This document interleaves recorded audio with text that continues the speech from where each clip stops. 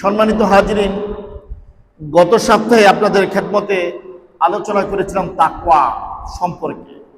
আল্লাহকে ভয় করা, তাকওয়া অর্জন করা, আল্লাহর প্রতি রুজু হওয়া, আল্লাহকে ভয় করে তার ইবাদত করা। ওই তাকওয়ার প্রতি গত সপ্তাহে আপনাদের খেদমতে আলোচনা করেছিলাম। সামান্য কিছু আংশিক আলোচনা বাকি থাকার কারণে করতে পারি না সময়ের অভাবে।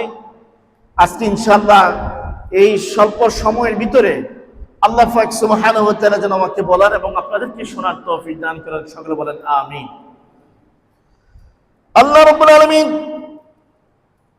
সূরা বাকারার 154 নম্বর আয়াতের মধ্যে ঘোষণা করেন, ওয়াত্তাকুল্লাহা ওয়া'লামু আন্নাল্লাহা মা'আল মুত্তাকিন। ওয়াত্তাকুল্লাহ, তোমরা আল্লাহকে ভয় করো। তোমরা কাকে ভয় করো? আল্লাহকে ভয় করো। ওয়া'লামু, আর তোমরা জেনে রাখো, আন্নাল্লাহা মা'আল মুত্তাকিন, আমার আল্লাহ রাব্বুল আলামিন যারা মুত্তাকিন তাদের সাথে রয়েছেন। উচ্চ আওয়াজে বলুন সুবহানাল্লাহ।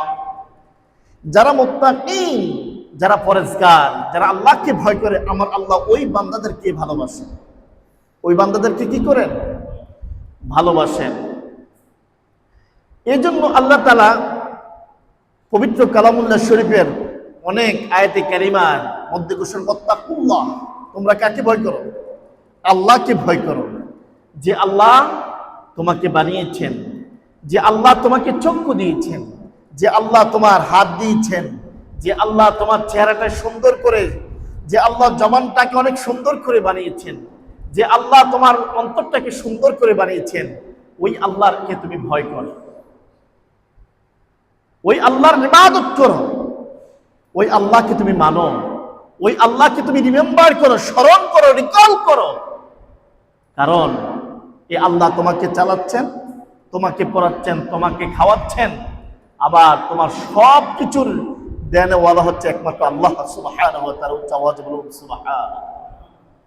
এর জন্য আল্লাহ তাআলা বলেন ওয়াত্তাকুল্লাহ, তোমরা আল্লাহকে ভয় করো। কেমন ভয়? ইবাদতের মধ্যে যেমনি আল্লাহকে ভয় করে ইবাদত করবা, মসজিদে আসার পরে নামাজ পড়ার সময় যেমনি ভাবে আল্লাহকে ভয় করে তুমি ইবাদত করবা, তেমনি ভাবে মসজিদ থেকে বের হয়েও আল্লাহকে ভয় করবা। শুধু মসজিদে এসে আল্লাহকে ভয় করলাম, মসজিদ থেকে বের হয়ে আল্লাহকে ভয় করলাম না, সেটার নাম ভয়। সূর্যের আলোতে তুমি যেমনি ভাবে আবার আল্লাহ সুবহানাহু ওয়া তাআলাকে তুমি ভয় করো, রাতের আঁধারও তুমি আল্লাহকে এভাবে তুমি ভয় করো। তুমি দলবদ্ধ ভাবে যেমনি আল্লাহকে তুমি ভয় করো, একাকী যখন তুমি থাকো তেমনি ভাবে আমার আল্লাহকে ভয় করে যাও। উচ্চ আওয়াজে বলুন সুবহানাল্লাহ। গভীর রাতের মধ্যে তুমি যদি ঘুম থেকে উঠে ওযু করে তাহাজ্জুদের নামাজ পড়ো, নামাজ পড়ে যদি আল্লাহকে ভয় করে চোখের পানিগুলো টপ টপ করে ছেড়ে দাও, আমার আল্লাহ রাব্বুল আলামিন বলেন তোমার চোখের পানি পড়তে দেরি আমি আল্লাহ তোমার গুনাহগুলোকে মাফ করতে দেরি হয় না। উচ্চ আওয়াজে বলুন সুবহানাল্লাহ। দুনিয়ার মানুষ সকলেই ঘুমাবে, সকলেই দরজা বন্ধ করে ঘুমাবে, কিন্তু আমার আল্লাহ তোমার জন্য ইবাদতের দরজা খোলা রেখে দিয়েছেন। উচ্চ আওয়াজে বলুন সুবহানাল্লাহ। কন্টিনিউয়াসলি আমার আল্লাহ রহমতের দরজা এবং ইবাদত কবুলের দরজা তোমার জন্য খোলা রেখেছেন। বান্দা যখনই মন চায় তখনই আল্লাহর ইবাদত করো, যখনই মন চায় আল্লাহকে সিজদা দাও, যখনই মন চায় আল্লাহর কাছে ফরিয়াদ করো, যখনই মন চায় আল্লাহর কাছে ক্রন্দন করো, যখনই মন চায় তুমি আমার আল্লাহকে ডাকো। উচ্চ আওয়াজে বলুন সুবহানাল্লাহ। এই জন্য রহমতের দরজা আমার আল্লাহ খুলে রেখেছেন। এই জন্য গভীর রাত্রে আল্লাহ প্রথম আসমানে আসেন, আসার পরে বান্দাদেরকে ডাকেন, ও আমার বান্দারা তোমরা কে কে গুনাহ চাওয়ার, গুনাহ প্রার্থনা করার, গুনাহ মাফ চাওয়ার আছো, তোমরা আমার কাছে মাফ চাও, আমি তোমাদেরকে ক্ষমা করে দেব। কে কে আছো তোমরা তোমাদের রিজিকের দরকার, আমি তোমাদেরকে রিজিক দেব। কার কি সমস্যা আছে ওই সমস্যার কথা আমাকে অ্যাপ্লিকেশন করে আমি তোমাদের অ্যাপ্লিকেশন গুলো কবুল করে দেব। উচ্চ আওয়াজে বলুন সুবহানাল্লাহ। কিন্তু আমরা আল্লাহকে ভুলে গিয়ে দুনিয়াকে এমন ভাবে গ্রাস করে দিয়েছি, সকালবেলা যখন আমরা ঘুম থেকে উঠি তখনই দুনিয়া নিয়ে ব্যস্ত হয়ে যায়, আবার রাতের 1টা 2টা পর্যন্ত সেই দুনিয়াকে নিয়ে ব্যস্ত থাকি, আল্লাহকে ডাকার সুযোগ হয় না। অথচ আমার জীবনটা যদি আল্লাহর জন্য সাজাতে পারতাম, আমার মৃত্যুটা যদি আমার আল্লাহর জন্য সাজাতে পারতাম, তাহলে আমি দুনিয়া এবং আখিরাতের মধ্যে কল্যাণকর হতে পারতাম, বিজয়ী হতে পারতাম। এজন্য তো ছোট্ট করে আমার আল্লাহ রাসূল সবসময় আল্লাহর কাছে দোয়া করতেন, রব্বানা আতিনা ফিদ দুনিয়া হাসানাতাও ওয়া ফিল আখিরাতি হাসানাতাও ওয়া কিনা আযাবান নার। রব্বানা, হে আমাদের প্রতিপালক, আতিনা, আমাদেরকে দান করুন, ফিদ দুনিয়া, দুনিয়ার মধ্যে হাসানাতান, কল্যাণ। হে আমার প্রভু, তুমি আমাকে দুনিয়ার মধ্যে কল্যাণ দান করো, অফিল আখিরাতি হাসানা, এবং আখিরাতের মধ্যে আমাদেরকে কল্যাণ দান করো, নকিনা আযাবান নার, এবং জাহান্নামের আগুন থেকে তুমি আমাদেরকে রক্ষা করো। কত সুন্দর দোয়া কোরআন শরীফের মধ্যে আমার আল্লাহ তাআলা শিখিয়ে দিয়েছেন। রাসূলুল্লাহ সাল্লাল্লাহু আলাইহি ওয়াসাল্লাম তার সাহাবায়ে কেরামদেরকে নিয়ে এই দোয়াটাই করতেন যে আল্লাহ আমাদেরকে দুনিয়ার জমিনে এবং আখিরাতের জমিনে কল্যাণ দান করো, এবং জাহান্নামের আগুন থেকে আমাদেরকে রক্ষা করো। সেই জন্য আমরা যদি এই দুনিয়াকে আল্লাহর সন্তুষ্টির জন্য যদি সাজাতে পারতাম, এবং মৃত্যুটাকেও যদি আল্লাহর সন্তুষ্টির জন্য সাজাতে পারতাম, তাহলে আমরা দুজাহানের মধ্যে কল্যাণকর হয়ে যেতে পারতাম। কিন্তু আজকে দেখি না না না, আমরা সকাল থেকে উঠে মিথ্যা কথা সমাজের মধ্যে চালু করে দিয়েছি, অন্যজনকে ঠকানোর কথা চিন্তা করি, সম্পত্তির কথা চিন্তা করি, কার কতটুকু আছে, কতটুকু করা যায়, হালাল হারাম আমরা বাছি না, কোনটা হালাল কোনটা হারাম জানার পরও আমরা না দেখি। আসেন, আমরা জানি কিন্তু এটা হারাম, তারপরও তার মধ্যে আমরা কি যাই, দাবিত হয়ে যায়, টেন্ডেন্সি ওই জিনিসটার প্রতি বেশি থাকে। জানি এটা শয়তানের কাজ, তারপরও সেটার মধ্যে আমরা যাই।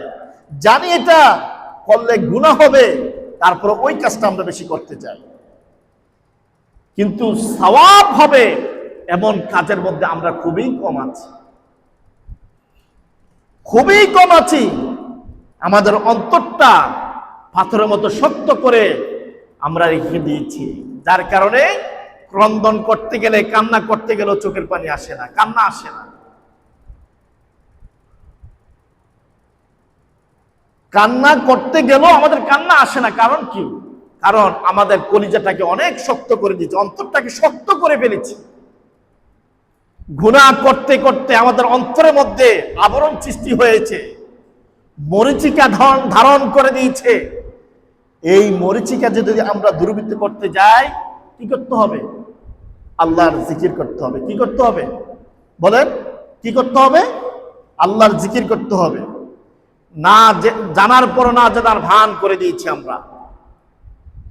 ওই যে আমি মাঝে মধ্যে একটা কথা বলি আপনাদেরকে, অনেকে মনে মাইন্ড করবেন, অর্থাৎ মনে কষ্ট নেবেন না। ঘুমান্ত ব্যক্তিকে ঘুম থেকে তাড়াতাড়ি উঠানো যায়, কিন্তু যিনি ঘুমের ভান করে ঘুমায় তাকে ঘুম থেকে উঠানো যায় না। ঠিক আমরা সবকিছু জানি, কোনটা সওয়াব কোনটা গুনাহ, কোনটা হালাল কোনটা হারাম, কোনটা ভালো কোনটা মন্দ, সমস্ত কিছু আমরা জানি। জানার পরও আমরা না জানার ভান করে আমরা সওয়াবের কাজের মধ্যে যেতে চাই। কেন? এই পৃথিবীতে বাঁচবো বা কয়দিন? আজকে আমার মতো যুবক, আপনার মতো যুবক কবরে চলে গেছে, এরকম আছে না? আপনাদের এলাকায় মরছে, এরকম আছে না? অন্য অন্য এলাকায় সব জায়গায় যার যখন মৃত্যুর ঘন্টা বেজে যায়, এখানে মুরব্বী আর জওয়ান, যুবক আর বৃদ্ধ কিছু চায় না। মালাকুল মউত তখন তার কাছেই চলে আসে যখন তার মৃত্যুর ঘন্টাটা বেজে যায়। আপনি কি মনে করেন এই পৃথিবীতে আপনি অনেক দিন বাঁচবেন? না, সেটা ধারণা ভুল, সেই কনসেপ্ট একবারে ভুল। কারণ মৃত্যুর ঘন্টা কখন আমাদের বেজে যায় সেটা আমরা কেউ বলতে পারি না। আমরা যে মসজিদে এসে মসজিদ থেকে কেউ গ্যারান্টি দিয়ে বলতে পারবো না যে আমি বাড়িতে যেতে পারবো, হয়তো বা এর ভিতরে আমরা শেষ হয়ে যেতে পারি। মৃত্যু এমন একটা অতি নিকটে, এজন্য আমরা ঘুমের ভান করব না। আমরা যতদিন পর্যন্ত পৃথিবীতে বাঁচি, আল্লাহ আমাদেরকে হায়াতে কারিমা যতদিন পর্যন্ত আমাদেরকে দিবে সে হায়াতটাকে আমরা কাজে লাগাতে চাবো, নড়াচড়া দেব। যে আমার পূর্বপুরুষ যারা ছিল, যারা ইসলামের ধ্বনি দিয়ে যুদ্ধের মধ্যে বিজয় লাভ করেছিল, সাহাবায়ে কেরামদের আদর্শ কেমন ছিল সেগুলো আমরা অনুসরণ করব। আল্লাহ রাসূল আমাদেরকে কোন দিকটাকে শিখিয়ে দিয়েছেন সেই দিকটাকে আমরা ফলো করব। 5 ওয়াক্ত নামাজ আমরা আদায় করব। যারা এখনো কোরআনুল কারীম নিয়ে বসেন, আমরা কোরআনুল কারীম নিয়ে আমরা বসবো। আল্লাহ রাসূলের প্রতি দুরূদ ও সালাম প্রেরণ করব, তাসবিহ তাহলিল পড়ব, সদা সত্য কথা বলবো, অন্যায়ভাবে মানুষকে হত্যা করব না, অন্যায়ভাবে মানুষকে ঠকাবো না, অন্যায়ভাবে মানুষকে মনে কষ্ট দেব না, সুদ খাবো না, ব্যভিচারে লিপ্ত হব না। এই ধরনের কথাগুলো যদি আপনি একটু চিন্তা করেন, দেখবেন ইনশাআল্লাহ আপনি পরিবর্তন হতে পারবেন। পরিবর্তন হয় না শুধু কারণ কি জানেন? যখনই সময় পাই তখনই মোবাইল হাতে নেই, কিছু মনে করবেন না। যখনই 5 মিনিট অবসর পাই কাজ থেকে, তখনই মোবাইলটা নিয়ে ফেসবুক শুরু করে দিই। যখনই সময় পাই মোবাইলটা হাতে নেওয়ার পরে ইউটিউবে চলে যায়। কারণ চিন্তা যে শক্তির দরকার, যে সময়ের দরকার, ওই চিন্তা শক্তি আমাদের মাঝে নাই। আমরা ঘুমাতে যাই, ঘুমাতে যাওয়ার পরে আমরা তাসবিহ তাহলিল কোরআনুল কারীমের আয়াতে কারিমা পড়ে আমরা ঘুমাবো, এটা আমাদের জন্য ইবাদত হয়ে যায় ঘুমটা। কিন্তু সেখানে আমরা ঘুমাতে গেলেও দেখি যে ফেসবুক না দেখলে শান্তি লাগে না। একবেলা ভাত খাইতে না পারি, কিন্তু ডাটা না থাকলে মনের মধ্যে অশান্তি লাগে। কারণ যে ডিস্টার্ব করে, ওয়াইফাই ডিস্টার্ব করে, তার মাঝে শান্তি চলে গেছে। আসলে মুসলমান জাতিকে, একবারে মুসলমান এই জাতিকে অন্যায়ের পথে এবং নির্বোধের পথে নেওয়ার জন্য ফেসবুকটা ইহুদিরা আবিষ্কার করে এটা ছেড়ে দিয়েছে। যে ফেসবুক আবিষ্কার করেছেন তার ছেলেকে ফেসবুক চালাতে সে দেয় না, যে বাবা এটার মধ্যে খারাপ, ভালো হচ্ছে খারাপ গুণটা বেশি আছে, ভালো হচ্ছে খারাপের যে দিকগুলো সেগুলো বেশি আছে, সময় নষ্ট করা যাবে না। আমাদের হায়াতের যে বাজেট আল্লাহ তাআলা আমাদেরকে যে বাজেট দিয়েছেন, সে বাজেট থেকে আমাদের হায়াত কিন্তু মাইনাস হচ্ছে। মনে করতে হবে যে আমি এই হায়াতের মধ্যে আমার আল্লাহকে কতবার ডেকেছি, আমার আল্লাহর ভয়ে কোন কোন কাজটা করেছি, আজকে পুরোটা দিন আমি কতটুকু আমল করেছি, আজকে পুরোটা দিন আমার আল্লাহকে কতটুকু স্মরণ করেছি, রাসূলুল্লাহ সাল্লাল্লাহু আলাইহি সাল্লামের কোন সুন্নত তরিকাগুলো আজকে আমি সম্পাদন করেছি, কাজ করেছি, এগুলো চিন্তা করতে হবে। ওই চিন্তা শক্তি আমাদের মাঝে থাকতে হবে, না হয়তো কোনো ব্যক্তি এস্টাবলিশ হতে পারবে না, ফিউচার ব্রাইট করতে পারবে না কোনো ব্যক্তি যদি তার চিন্তা শক্তি না থাকে। আজকে মুসলমান জাতি অনেক পিছিয়ে যাচ্ছে, কারণ আল্লাহর ভয় নাই। এক সময় এই মুসলমান জাতি পুরা বিশ্বকে শাসন করেছিল, আজকে মুসলমান জাতি আমরা জিমাচ্ছি, ব্রয়লার মুরগির মতো খাচ্ছি আর জিমাচ্ছি, খাচ্ছি আর জিমাচ্ছি, নড়াচড়া বন্ধ। কেন? আমাদের কি চিন্তা শক্তি নাই? আমাদেরকে আমার আল্লাহকে ব্রেন দেন নাই? আমাদের আল্লাহকে আমাদেরকে শক্তি দেন নাই? অথচ আমাদের সব কিছু আমাদের ঘরে, কিন্তু আমাদের সেই উদ্বেগ, সেই চিন্তা, সেই গবেষণা, সেই রিসার্চ আমাদের মাঝে, যে সেই ফিকির আমাদের মাঝে নাই। অথচ এই কোরআনকে আবিষ্কার করে করে, এই কোরআনুল কারীমের আয়াতকে গবেষণা করে, রিসার্চ করে, সুন্নাহকে রিসার্চ করে, গবেষণা করে, আজকে ইহুদি খ্রিস্টান যারা আছে তারা সব কিছু আবিষ্কার করে। মুসলমান জাতি কোন জিনিসটাকে আবিষ্কার করছে বলেন তো? মোবাইল বলেন ইহুদি, হেলিকপ্টার বলেন ইহুদি, বিমান বলেন ইহুদি, রকেট বলেন বিজাতি, লিফট বলেন বিজাতি। অথচ সেগুলো আমাদের মুসলমানদের কিতাব আল কোরআনুল কারীম এবং সুন্নাহ অনুকরণ করে তারা কিন্তু রিসার্চ করে, কিন্তু আমরা পিছিয়ে আছি, ঘরে বসে আছি। আমরা তো কোরআনুল কারীম তেলাওয়াতই করি না, গবেষণা থাক দূরের কথা। আরো এটা নিয়ে অহংকার করি, সে কি পারে, আমি তো তার চেয়ে বেশি পারি। সে কি পারে, আমি তো তার চেয়ে বেশি পারি। হুজুর কি পারে, হুজুরের চেয়ে তো আমি বেশি ভালো জানি। হুজুরে কি মাসলা দিবে, তার চেয়ে বড় মাসলা আমার কাছে আছে। এই জন্য আমি নামাজ না পড়ে দোকানে বসে বসে আড্ডা মারি, সিগারেট একটার পর একটা টান মারি, জমাত চলে যাচ্ছে, কোনো খবর নাই। এই মাসলা দাতার শক্তি দেখেন সিগারেটের মতো, বড় বড় কথা বলে, অথচ আগে নিজে সংশোধন হতে হবে। আরেকজনকে সংশোধন করার আগে নিজে সংশোধন, আগে নিজে নামাজ পড়তে হবে, তারপর অন্যজনকে নামাজের তালিম দিতে হবে। তুমিও নামাজ পড়ো, আমি নামাজ পড়ে আসো, মসজিদের দিকে ধাবিত হও। আকিমুস সালাত, নামাজ প্রতিষ্ঠা করো। নামাজ প্রতিষ্ঠা মানে নিজে পড়ো, অপরকে নামাজের প্রতি ধাবিত করো। এই জন্য বলেছে আত্তাকুল্লাহ, তোমরা আল্লাহকে ভয় করো। শুধু মসজিদে নয়, মসজিদের বাহিরে গিয়েও আমার আল্লাহকে ভয় করতে হবে। কারণ আমার আল্লাহ আমাদেরকে কি দিয়েছেন? সুন্দর বিবেক দিয়েছেন। বিবেকটাকে খরচ করেন আল্লাহর পথে, ইসলামের পথে। প্রত্যেকটা কদমে কদমে, প্রত্যেকটা স্টেপের মধ্যে আমার আল্লাহ তাআলা আমাদের জন্য নিয়ামত রেখেছেন, সওয়াব রেখেছেন। যদি কোরআন ও সুন্নাহর পথে তুমি থাকো, আল্লাহ তাআলা রাসূলের পথে থাকো, তুমি ঘুমাইলেও সওয়াব, হাঁটলে সওয়াব, বসলে সওয়াব, খেতে গেলে সওয়াব, বাজার করতে গেলে সওয়াব, বাজার থেকে আসার সময় সওয়াব, মসজিদে যাওয়ার সময় সওয়াব, মসজিদ থেকে বের হওয়ার সময় সওয়াব। মসজিদে বসে যদি ইবাদত নাও করো, চুপ করে বসে থাকো, সেটার মধ্যে সওয়াব। তাহলে এই জাতি গৌরবান্বিত জাতি, এই মুসলিম জাতি আদর্শের জাতি। সেই Islam is the complete code of life ইন্না দীন ইনদাল্লাহিল ইসলাম। সেটাকে কেন বলেছেন? আল্লাহর কাছে সবচেয়ে মনোনীত ধর্ম হচ্ছে Islam. Islam is the complete code of life. সমস্ত কিছু তার মাঝে সমাধান রয়েছে সেই ইসলামের মধ্যে। যে রসুল আমরা পেয়েছি, অনেক নবীরও ওই রসুলের উম্মত হতে চেয়েছিলেন।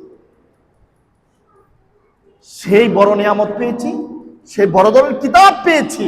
আমার আল্লাহ আমাদেরকে ভালোবাসেন, মুমিন বলে আখ্যায়িত করেন, ফরজগার হিসেবে আখ্যায়িত করেন, এবং কি মুত্তাকিন হিসেবে আখ্যায়িত করেন।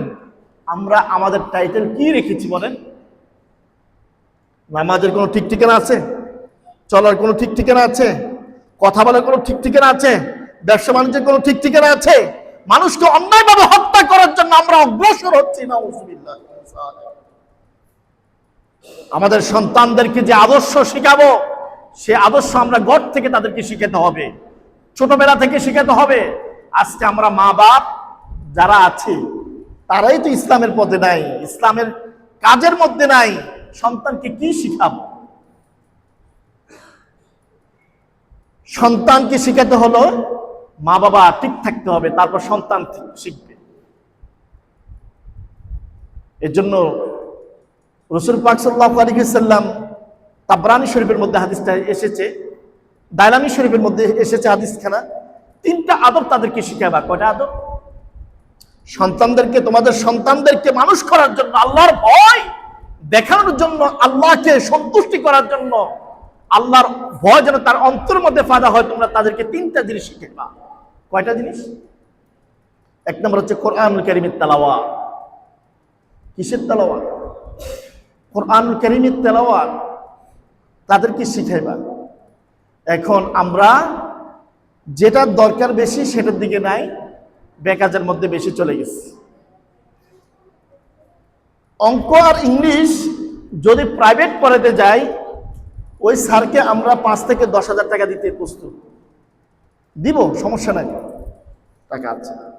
হুজুর যখন বাসায় পড়াতে আসবে বা আরবি পড়াতে যাই, তখন 500 টাকার উপরে দিতে চাই না, 1000 টাকার উপরে দিতে চাই না। না, এর চেয়ে বেশি দিন বেশি হয়ে যাবে। অথচ এই কোরআনুল কারীম আপনার ঘরের মধ্যে পড়লে রহমত আসবে। আপনার সন্তান যদি পড়ে, এটা যতবারই উচ্চারণ করবে, যতবারই তেলাওয়াত করবে, ততবারই সওয়াব আপনার মাঝে আসবে। অথচ এটা আমাদের জন্য ফরজ। কোরআনুল কারীম শিখা, সূরাগুলো শিখা, আমাদের বেসিক যে ইসলামিক নলেজ, সেই ইসলামিক নলেজ গুলো শিখানো এটা ফরজ। তলাবাল ইলমি ফরিদাতুন কুল্লি মুসলিমিন ওয়াল মুসলিমাত। আসলে কেন? যেটা ফরজ কাজ সেটাকে করি আমরা অবহেলা, আর যেটা নফল সেটাকে করি আমরা কম্পালসারি, ফরজ বলে ঘোষণা করি। অথচ দেখা যায় আমরা মুসলমান, আজকে আমি যদি বলি কয়জনের ঘরের মধ্যে কোরআন কারীমের তেলাওয়াত হয়েছে, দেখাতে পারবেন না।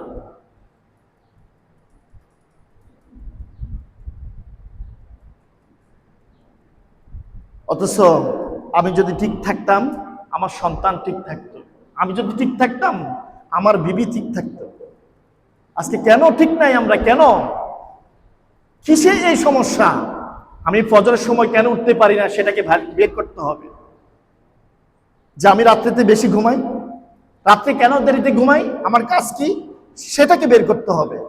যে আমি এশার নামাজের পরে আমার কোনো কাজ থাকে না, শুধু মোবাইলটা নিয়ে সবসময় বসে থাকি, রাত্রে 1টা-2টা পর্যন্ত মোবাইলের উপরে আমি সময় দিই, যার কারণে আমি ফজর নামাজ পড়তে পারি না।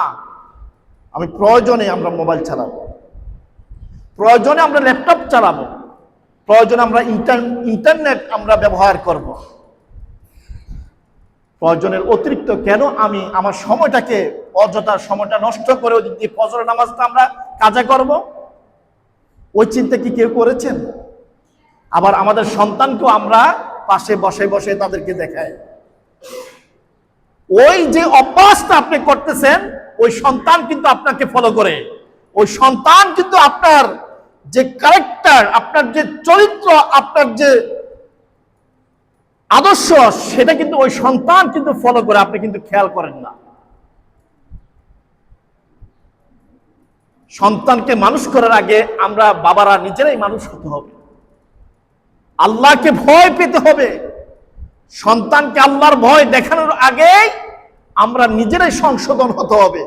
তাহলে দেখবেন আপনিও আল্লাহর ভয়ের মধ্যে থাকবেন, সন্তান আল্লাহর ভয়ের মধ্যে থাকবে, এবং আল্লাহর রহমত আপনার মাঝে আমার মাঝে আসবে। কিন্তু আজকে কেন আমরা ঘুমানোর স্বাদ পাচ্ছি না? ঘুমানোর যে তৃপ্তিটা সেটা পাই না। পাচ্ছি কেন? পাচ্ছি না। ও যে রাসূলের আদর্শ থেকে দূরে সরে যাচ্ছে। রাসূল পাক সাল্লাল্লাহু আলাইহি সাল্লামের সাহাবায়ে কেরামও আমল করেছিলেন, ঘুমানোর আগে আয়াতুল কুরসি পড়তেন, ডান কাঁধে ভার করে শুইতেন, ঘুমানোর আগে কয়েকবার তাসবিহ পড়তেন। হয়তো এটা মনে করতেন এই ঘুমটা মনে হয় আমার জন্য জীবনের শেষ ঘুম, সকালবেলা যদি আল্লাহ আমার প্রতি রহমত করে তার উঠতে পারবো, না হয়তো এর মধ্যে শেষ হয়ে যাব। ওই ভয় করে আমি ঘুমাইতে হবে। আর এখন তারা অজু করে ঘুমাতেন, আর এখন আমরা অজু থাক দূরের কথা, আমাদের কাপড় কোথায় থাকে, ঘুম কোথায় থাকে, দোয়া কোথায় থাকে, কোন কাঁধে শুচ্ছি, কোথায় শুচ্ছি, বালিশ কি মাথার নিচে আছে কি না তাও জানি না। রাসূলুল্লাহ সাল্লাল্লাহু আলাইহি সাল্লামের আদর্শ থেকে যখন আপনি বের হয়ে যাবেন, তখন কিন্তু আল্লাহর রহমত থেকেও আপনি বের হয়ে যাচ্ছেন। ইসলাম, আমি বলেছিলাম ইসলাম ইজ দ্য কমপ্লিট পুর অফ লাইফ, ইন্না দীনা ইনদাল্লাহিল ইসলাম। অনেক সুন্দর ধর্ম, সবকিছু এই ধর্মের মধ্যে আছে। আপনার পারিবারিক, রাষ্ট্রীয়, সামাজিক, অর্থনৈতিক সমস্ত কিছুর ফায়সালা, সমস্ত কিছুর সমাধান এই ইসলামের মধ্যে আছে। রাসূলুল্লাহ সাল্লাল্লাহু আলাইহি সাল্লাম আমাদেরকে শিখিয়ে দিয়েছেন। এখন যদি আমরা আল্লাহর স্মরণ থেকে দূরে সরে যাই, আল্লাহর জিকির থেকে দূরে সরে যাই, আল্লাহর রহমতের কি আশা করতে পারি? আল্লাহ তাআলা বলেছেন ফাযকুরুনি আযকুরকুম, তোমরা আমাকে স্মরণ করো, আমি তোমাদেরকে স্মরণ করব, আমি তোমাদেরকে স্মরণ করব। আল্লাহকে যদি আমরা স্মরণ না করি, তাহলে আমাদের এই জীবন হচ্ছে ব্যর্থতার জীবন। আমাদের প্রথম বেসিক কাজ হতে হবে, যখন আমরা ঘর থেকে বের হবো, তাওয়াক্কালতু আলাল্লাহ, কার উপর ভরসা রাখতে হবে? বিসমিল্লাহ করে তো বের হওয়াটাই ভুলে গেছি এখন আমরা। এগুলো আমি একটু সামাজিক আলোচনা করি, ওই যে এই আয়াতের উপরে কিন্তু আলোচনা, এই আয়াতে কারিমা যেটা বলেছিলাম সেটার উপরে কিন্তু আমি আলোচনা করি, অন্য আয়াতে যাওয়ার সুযোগ পাচ্ছি না। বিশাল বিশাল আলোচনা আপনাদের জন্য রেডি করে নিয়ে আসি, যদি একটা ধরতে যাই ওই আলোচনায় শেষ হয়ে যায়, বাকি যেতে পারে না। এটা গত সপ্তাহের আলোচনা, আংশিক আলোচনা করার জন্য আরো 5টা আয়াতে কারিমা ছিল, সেখান থেকে একটা আয়াতে কারিমা শুধু আলোচনা এখনো করতেছি, শেষ, সময় শেষ। এর জন্য আল্লাহ তাআলা বলেছেন ফাযকুরুনি আযকুরকুম, তোমরা আমাকে স্মরণ করো, আমি তোমাদেরকে রিমেম্বার করব, স্মরণ করব, রিকল করব। কিন্তু দেখা যায় আল্লাহকে স্মরণ করার সময় আমাদের মাঝে থাকে না, যখনই সময় পাই তখনই মোবাইল। এই দেখেন, এই মোবাইলটা চালানোর পরে আপনার অ্যাডভান্টেজ, ডিসঅ্যাডভান্টেজ, সুবিধা অসুবিধাটা কি, সেটা যদি আপনি নির্ণয় করতে যান, সময়ের অপচয় ছাড়া আর কিছু নাই। সময়ের অপচয় ছাড়া কিছু দেখি না। ব্রাহ্মণবাড়িয়া মারামারি চলছে, ফেকুয়াতে খুন হয়ে গেছে, বাঁশখালী মামলা খাইছে, চিটাং শহরে পানি ডুবে গেছে, তো কি হলো? আমি কি করছি? শুধু দেখছি। ওই সময়টা কি হলো? কিন্তু আমি যদি একটা কোরআনুল কারীমের আয়াত নিয়ে রাসূলুল্লাহ সাল্লাল্লাহু আলাইহি সাল্লামের হাদিসের উপর রিসার্চ করতাম, এখন অনেক সুন্দর লেখকরা বাংলায়ও এগুলো অনুবাদ করেছেন, যদি পড়তাম ওই সময়টা আমার সাওয়াব হতো, কিছু শিখতে পারতাম, মানুষকে কিছু দিতে পারতাম, রাসূলের আদর্শটাকে আমরা বুঝতে পারতাম, সুন্দরভাবে জীবন যাপন করতে পারতাম। রব্বানা আতিনা ফিদ দুনিয়া হাসানাতাও ওয়া ফিল আখিরাতি হাসানাতাও ওয়া কিনা আযাবান নার, এই আয়াতের উপর আমাদের আমল হয়ে যেত, আমার আল্লাহ আমাদেরকে কল্যাণ দান করতেন। কিন্তু কোথায়, আমরা কোথায়?